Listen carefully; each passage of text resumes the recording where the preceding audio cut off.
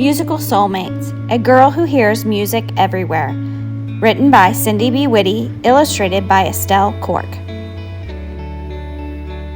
There once was a girl named Eleonora. Eleonora had straight chestnut brown hair. Her face was round and she had a slight oval belly and long legs. She loved to wear her striped zebra boots because they made the best tap-tap-tapping noise. Wow-wee! Hear my boots tap as I walk up and down the steps? Eleonora loved to listen to music. Music started and ended her day. When she heard music, she swayed back and forth as the chords swirled through the air. She'd bounce and bop and jump as the music did the same. If the music's tone was happy, like bee, bop, boo, bop, Eleanor was happy. Wow-wee, hear that beat, she exclaimed. If the music's tone was sad, like dum-dum-da-dum, Eleanor was blue. Oh, man, that music is really sad, she moaned. Eleonora and music were friends. She loved music so much that she felt it was her buddy. She called her buddy Aria. Just as a friend can play with you and comfort you, music did the same for Eleonora. Aria loved music too. Aria marched around the room to a ta-ra-ra boom beat when the music sounded like a rock band. Aria tiptoed to a plink-a-plink-plink sound when the music played violins picking or piano keys tapping like an orchestra.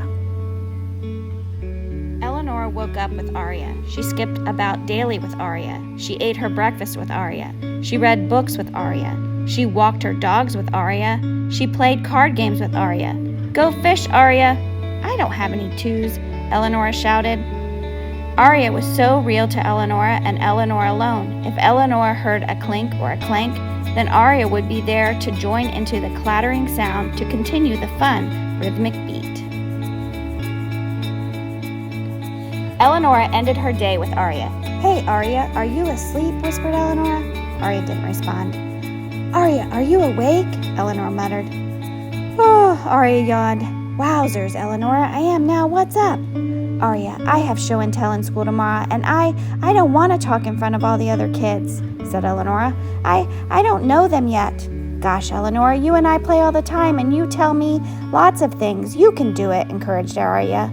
Yeah, but you know me, whispered Eleanor. Oh, yeah, that's true, whispered Aria. Eleanor and Aria sat in the dark, staring at the ceiling and thinking. Eleanor started to sway her feet back and forth, and they made a swoosh, swoosh, swooshing sound under the covers. Then Eleanor began snap, snap, snapping her fingers and clap, clap, clapping her hands to add to the swooshing sound. Aria began humming to the beat and swirling around the room, and suddenly they turned to each other and shouted together, Wowzers, that's it! Eleanor and Aria devised a plan for Eleanor to clap during show and tell. If she created her own music, she wouldn't be nervous. Gosh, Aria, thanks for thinking with me, Eleanor exclaimed.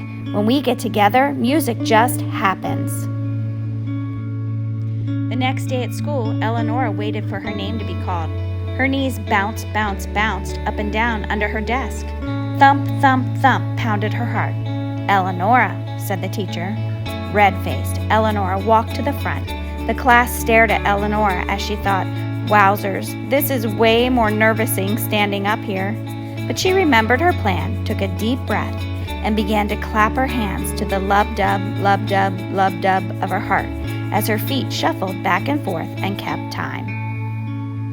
The class glanced around the room, seeking the music that she clearly heard. Suddenly, Eleanor heard a snap, snap, snap and a stomp, stomp, stomp at the same time as her clap, clap, clap. Slowly, the music in the room got louder and louder as everyone joined in. Miss Johnson raised her hand and the music stopped. Eleanor, are you ready to begin? I already did, Eleanor explained. My show and tell is about music. Music is all around us. Music is everywhere.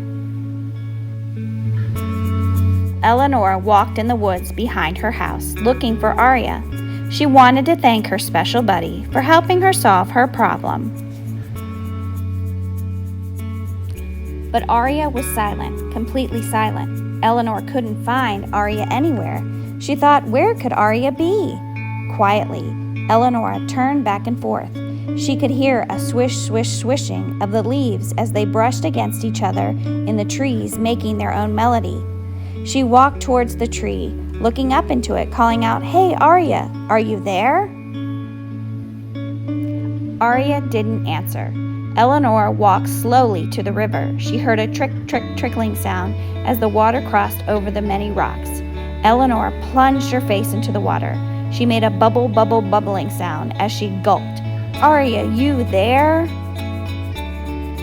Eleanor wiped her face and continued to look around. Confused, she noticed she was still hearing sounds around her. Eleanor began to hum just like she did the night before when she was worried about show and tell. As she continued to look for Arya, she heard birds chirp, chirping, and tweeting a happy song, celebrating the wonderful day. Eleanor began stomping her feet. Suddenly, Arya bounced from behind an oak tree. "Wow-wee, Eleanor!" Arya yelled. "I've been here all along." "You mean all those sounds were you?" Eleanor asked. "Yes, I was sharing my show and tell with you," Arya explained.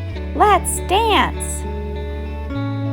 Eleanor and Arya danced together in the fluffy green grass and enjoyed the concert of sound.